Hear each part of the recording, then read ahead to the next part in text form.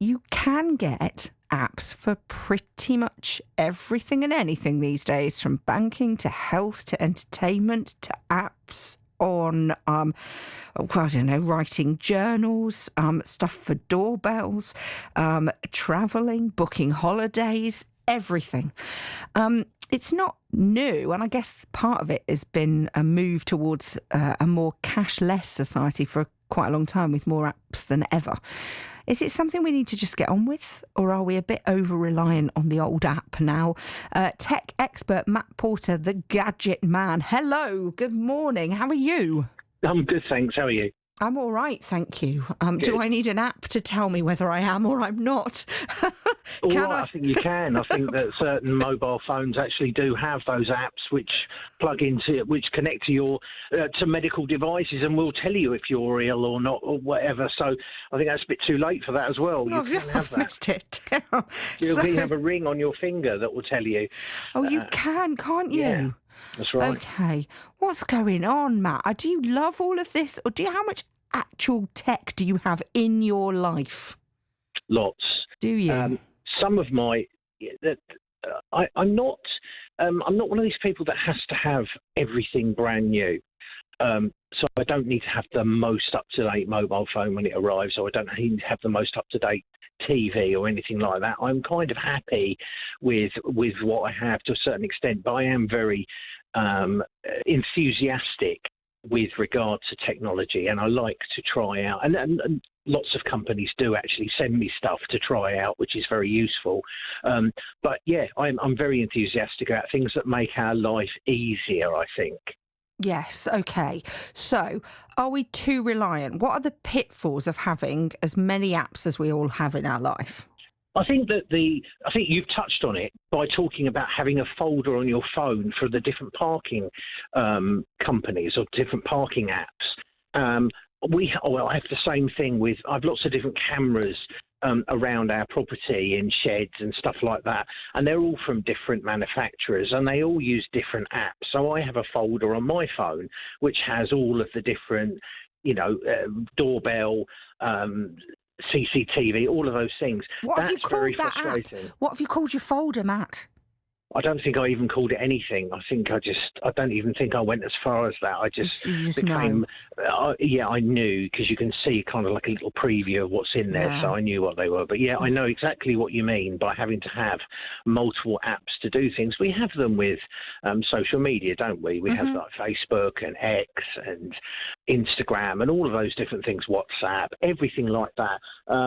We don't have, there were apps in the distant past which did try to bring all of these different systems together, so you only had the one, but then they started getting kind of blocked out. So there were like messenger apps out there which would talk to Skype and MSN and all of those different things in the past and bring them all together into one app. But the social media companies don't want that. They want your data to themselves. And how much of our data do they get? Well, I think they will. How much they got already. Oh, well, yeah, I think true. they know just pretty much what we're doing every hour, every minute of the day if we have a mobile device. I think that's a sort of stable door metaphor there. It's too late. But yeah, they know everything, don't they? If you have a mobile phone that has mapping facilities on it or GPS in it, you pretty much know where you are at any one time. If you're using something like Google Maps and you look at it and it will show you that there's got heavy traffic up ahead, well, it knows that by looking at other devices to what speed they're moving at along that road. So it's using our data for our benefit, but clearly it's obviously using it as well to make money and sell us or push or advertisements, things that we want.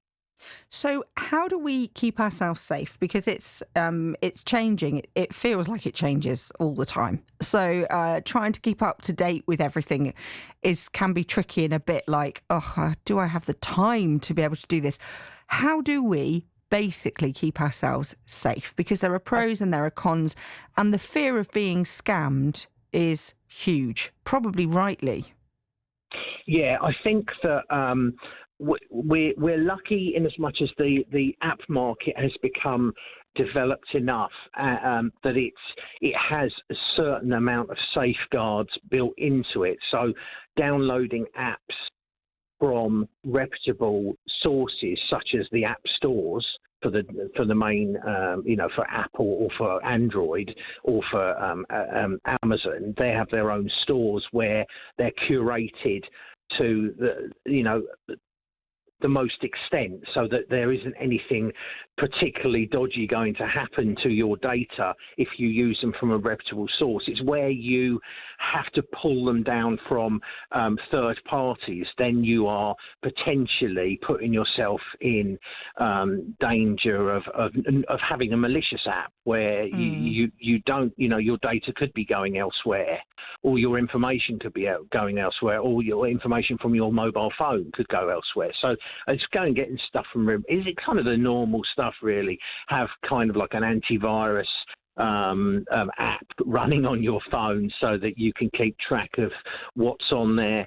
Also make sure all your apps are up to date. And a lot of the time that would be done automatically, but just check, go to your Play or your applications or your app